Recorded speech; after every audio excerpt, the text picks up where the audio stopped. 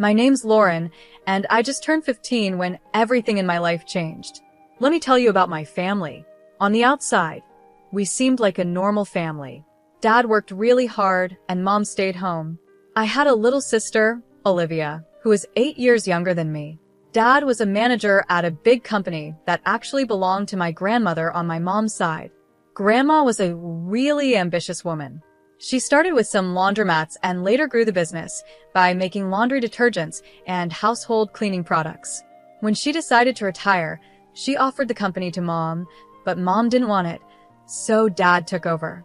That's when things started to get complicated. I remember the day everything fell apart. I was in my room trying to focus on my homework when I heard Mom yelling at Dad downstairs. "You're nothing but a loser, Frank. This is my house, my family's business. You should be thankful I let you run it." Things got worse in the weeks that followed. Mom and Dad barely spoke, and when they did, it always ended in a fight. I tried to keep Olivia busy, but even at 7 years old, she knew something was wrong. Then came the day that changed everything. I came home from school to find Dad standing in the living room with a suitcase by his feet. "Dad," I said, my voice shaking. "What's going on?" He walked over and pulled me into a tight hug. "I'm sorry, sweetheart," he said. "I can't stay here anymore. It's not good for anyone." I felt like I couldn't breathe. "But what about Olivia? What about me?" I asked. He pulled back, his eyes full of tears. "I love you both so much. Never forget that. But sometimes, love just isn't enough." He kissed my forehead, then walked over to Olivia, who was watching with wide, confused eyes. He knelt down and hugged her tightly. "Be good for your big sister, okay, pumpkin?" And just like that, he was gone. The door closed behind him, leaving me feeling empty. Mom came home an hour later. When I told her Dad had left, she didn't seem surprised. She just nodded like she had been expecting it. "Good riddance," she muttered. "Mom," I couldn't believe what I was hearing. "How can you say that?" She turned to me with cold eyes. "Your father cheated on me, Lauren. Over and over again. I couldn't take it anymore." That night, everything changed forever. I lay in bed and could hear Mom talking on the phone in her room. She was laughing, sounding happier than she had in months. I wondered who she was talking to, but I was too tired to care. Just when I thought things couldn't get any more complicated after Dad left, Mom hit us with another surprise. One morning, while we were having breakfast, she announced, "I have some news. I'm getting married." I almost choked on my cereal. "What?" "Mom, Dad's only been gone for 3 months." She waved her hand like it was no big deal. "Sometimes true love happens unexpectedly, Lauren. You'll understand when you're older." 2 weeks later, Paul moved in. He was okay, I guess. He was tall and good-looking in a way that made people say, "Oh, he seems nice." But from the start, something about him didn't sit right with me. He made an effort with Olivia, playing games with her and helping with her homework, but with me, it felt like I didn't exist. Meanwhile, things were changing at the company, too. After Dad left, Mom took over, and she brought Paul in to work with her. They seemed to work well together, always talking about business plans. I tried to focus on my own life, school, friends, and the usual teenage stuff, but it was hard to shake the feeling that I was becoming invisible in my own family. Things got worse when Mom and Paul announced they were opening a new branch of the company in another city. One evening, Mom said, "We're moving. It's a great opportunity for the business." Then she added, "Paul and I have been talking, and we think it's best if you stay here." I couldn't believe what I was hearing. "Stay here? Without you?" I asked, shocked. Mom quickly explained, "The new house won't have much space, and you're almost finished with school. It wouldn't make sense to transfer right before your exams." It felt like a punch to the stomach. "So where am I supposed to live? On the street?" I asked, trying not to cry. "Don't be dramatic, Lauren," Mom scolded. "You'll stay with your grandmother. She's already agreed to it." I stormed off to my room and slammed the door. As I lay on my bed, tears of anger and hurt ran down my face. I couldn't stop thinking, when did I become such a burden to my own mother? The next few weeks flew by, filled with packing boxes and goodbyes. Not for me, though. The tears were from Olivia, who didn't want to leave her friends behind. I helped Olivia pack, trying to stay cheerful for her sake. "Will you come visit us, Laura?" she asked, her big brown eyes filled with tears. I hugged her tightly. Of course, I will, squirt. You can't get rid of me that easily. The day they left, I stood on the porch with Grandma, watching as the moving van pulled away. Mom gave me a quick hug, and Paul gave an awkward nod. Then they were gone, taking Olivia with them. Living with Grandma wasn't as bad as I had imagined. She was pretty cool in her own way, giving me space when I needed it but always there with a cup of tea and a kind ear when I wanted to talk. Still, it didn't feel like home. My 20th birthday came faster than I expected. That morning, I woke up feeling strange. I should have been excited, but all I felt was empty. Mom called, of course. Happy birthday, sweetie, she said, sounding overly cheerful. I'm sorry we can't be there. Work is just crazy right now. We'll celebrate next month when we visit, okay? I knew we wouldn't. They hadn't visited once since they moved. Sure, Mom. Sounds great.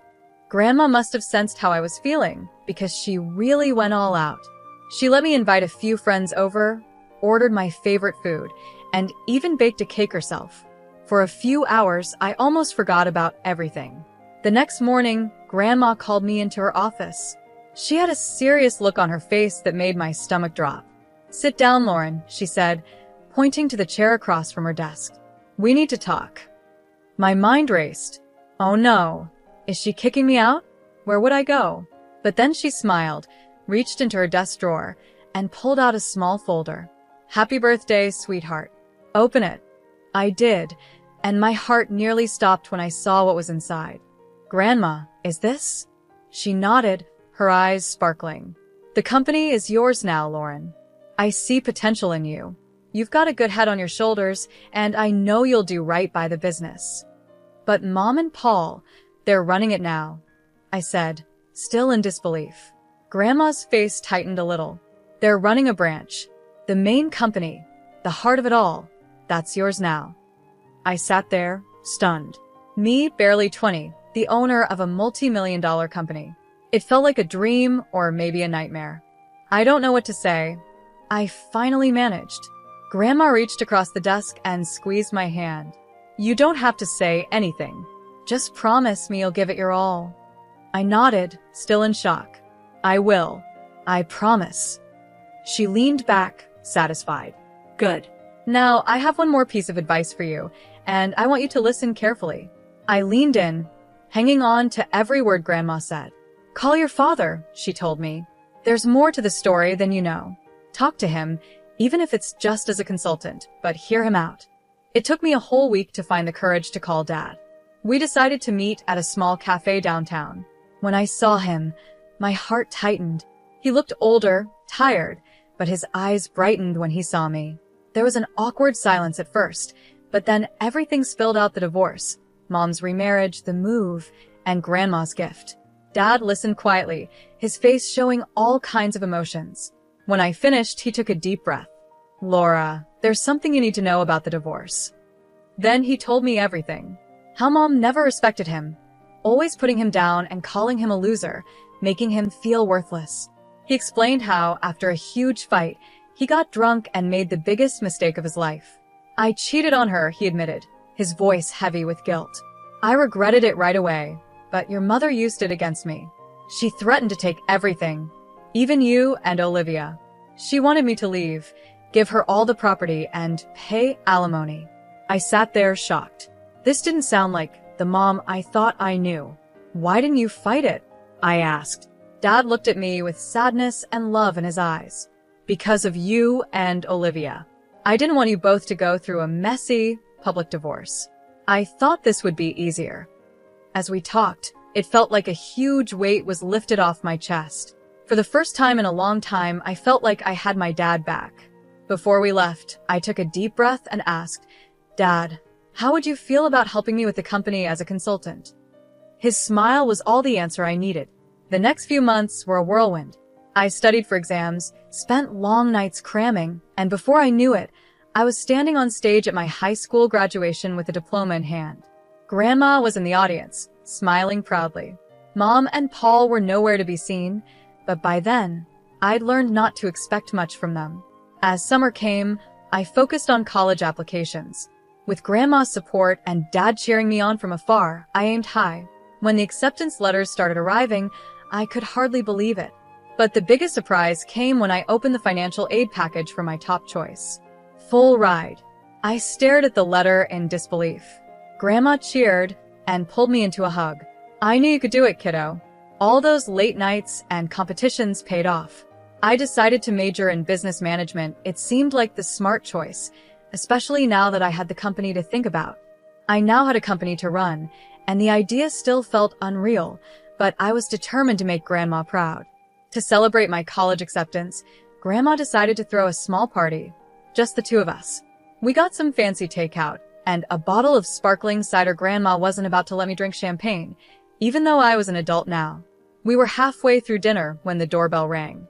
Grandma frowned, clearly not expecting anyone. "I'll get it," I said, putting down my fork. When I opened the door, my stomach sank. There stood my mother and Paul, looking annoyed and impatient. Before I could say anything, they pushed past me into the house. Mom didn't waste time on greetings. "Mother, we need to talk about the company. Now." I stood there, stunned, as Mom launched into a rant. She didn't even look at me, didn't ask about my graduation or college. It was like I wasn't even there. "Why can't we access the main accounts?" she demanded. "And why are you blocking the transfer of funds to our branch?" Grandma's expression hardened. "Because it's not your decision anymore, Kelly.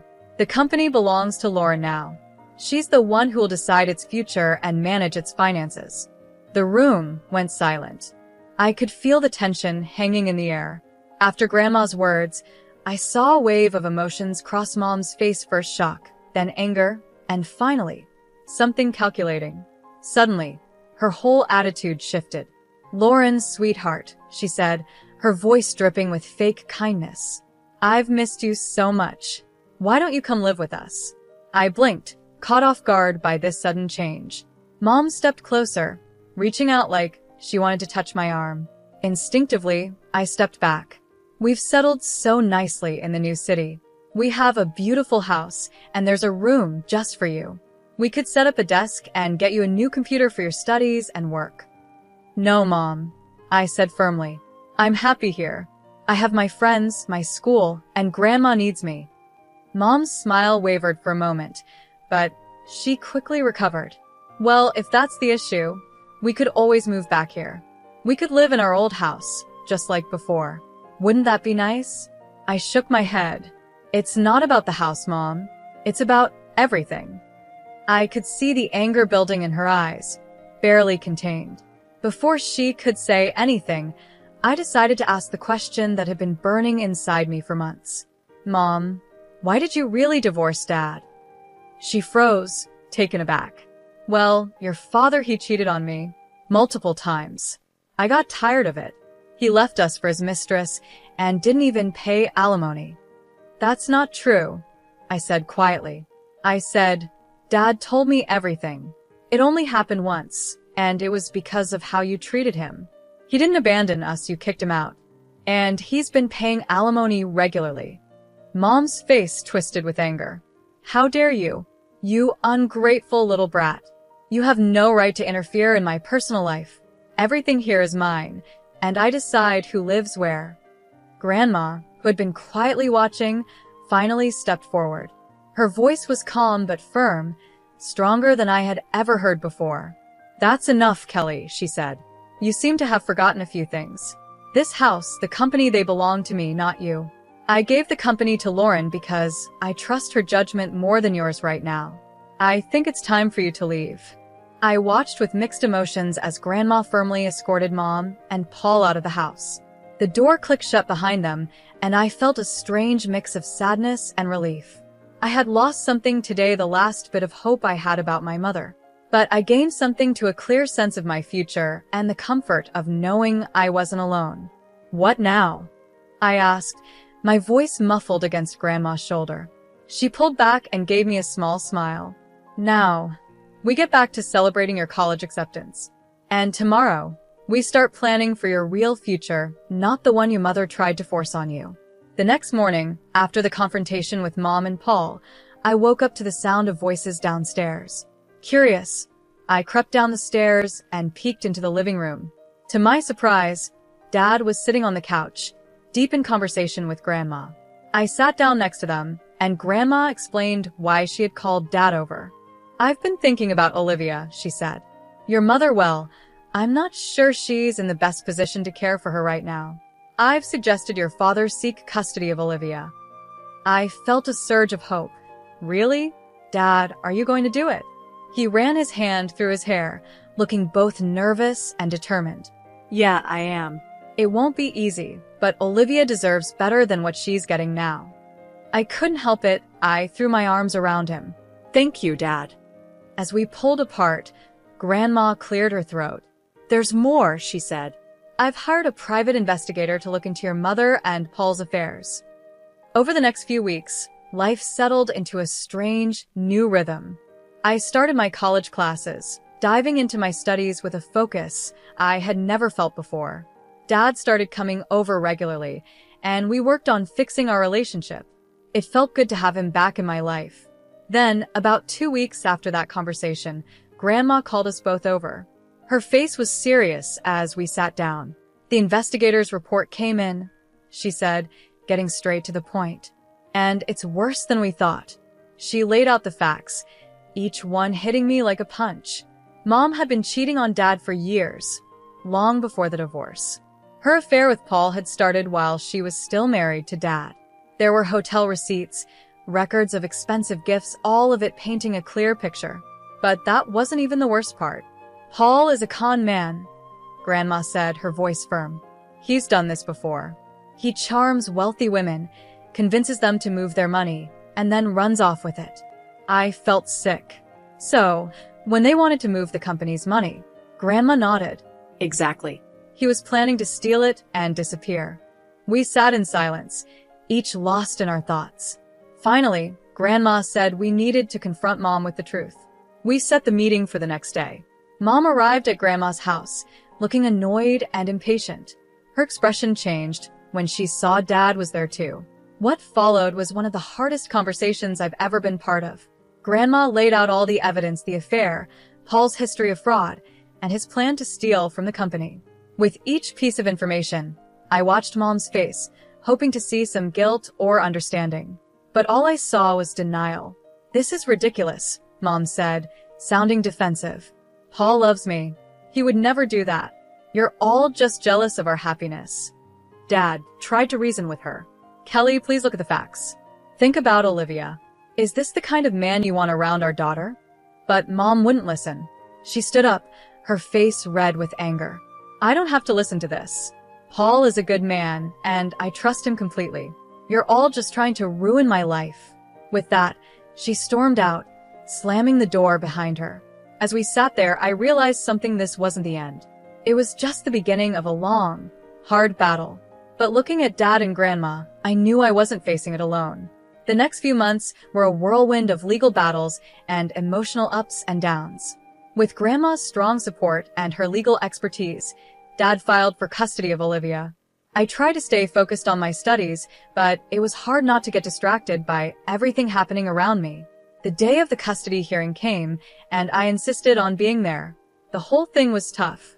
Mom's lawyer tried to make Dad look like he wasn't involved in our lives, but our lawyer was ready. He showed proof of Dad's regular alimony payments, how he had tried to keep in touch with us, and the stable life he had now. Then came the big shock. The private investigators' report about Paul's criminal past and their plan to steal from the company. I watched Mom's face as the truth came out first. She looked shocked, then angry, and finally, lost. For a moment, I almost felt sorry for her. Almost. When the judge gave full custody of Olivia to Dad, I felt a mix of emotions: relief that Olivia would be safe, but also sadness that it had come to this. As we left the courthouse, Olivia in Dad's arms, Mom approached us. "This isn't over," she hissed, her eyes full of anger. Grandma stepped in between us. "Yes, Kelly, it is. Go home." Things only got worse for Mom after that. The judge ordered her to pay child support to Dad for Olivia. It was a huge shock for her, since she'd always thought she'd be the one receiving support, not paying it. I threw myself into my studies and learning more about the company, trying to stay away from the family drama. But I couldn't help feeling a bit satisfied when I heard that Paul had left Mom, running off with another woman and a large chunk of Mom's personal savings. One evening in autumn, Dad called me. His voice was tense with emotion. "Your mother showed up at my place today," he said. "She wants to make up, said she made a mistake, and wants us to be a family again." My heart tightened. Part of me, a small part, wanted him to say yes, wanted things to go back to how they used to be. But I knew better now. We'd all been through too much. "I told her no," Dad said firmly. "I told her that ship sailed a long time ago and that I wouldn't put you or Olivia through that again." I let out a breath. I didn't realize I was holding. "Good," I said, surprised at how strong my voice sounded. "You deserve better, Dad. We all do." There was a pause, and then Dad spoke again. I could hear him smiling. "When did you get so wise, Laura?" I laughed, feeling lighter than I had in a long time. "I learned from the best." After I hung up the phone, I looked around my room at Grandma's house. My textbooks were scattered across the desk next to a stack of company reports, and photos of me with Dad and Olivia smiled back from the bulletin board. This wasn't the life I imagined a year ago. It wasn't perfect, there was still a lot to figure out and plenty of challenges ahead, but it was real. It was mine. I thought about Mom, now alone after all her plans and manipulations. I felt a little pity, but it was mostly replaced by a sense of justice. She made her choices, and now she had to deal with the consequences. As for me, I had a family that loved me, a company to run, and a future full of possibilities. It wasn't the path I expected, but standing at the start of my new life, I realized something important. Time flew by as I balanced college and managing a multi-million-dollar company. Before I knew it, I was halfway through my degree, buried in textbooks and financial reports. The weekdays were filled with lectures and late-night study sessions, but the weekends were sacred. Every Sunday, I packed my bag and headed home to Dad and Olivia. The moment I walked in, Olivia would run to me, yelling, "Laura," and tackle me with a hug. At 12, she was all long legs and boundless energy. Dad would step out of the kitchen, usually wearing an apron, just in time for dinner. He'd grin and say, "Just in time for a meal." Those weekends became my anchor. We'd eat dinner together, with Olivia excitedly talking about her week at school, while Dad and I discussed the company. After Olivia went to bed, Dad and I would often stay up late, going over business strategies. Thursdays were always spent at Grandma's, where she cooked up a feast, filling the house with the smell of roast chicken and apple pie. After lunch, we'd sit on the porch, talking about everything and nothing. "I always knew you had it in you, Lauren," Grandma would say, squeezing my hand. As graduation got closer, I felt both excited and nervous. Dad, true to his word, was running the company smoothly while also preparing me to take over. One evening, he told me, "I'm ready to hand over the reins whenever you are." I hugged him tightly. Thank you, Dad. For everything. Life wasn't perfect, and there were still challenges ahead, decisions to make and a company to manage. But as I looked at my little family, Dad, Olivia, and Grandma, I knew we could face anything together.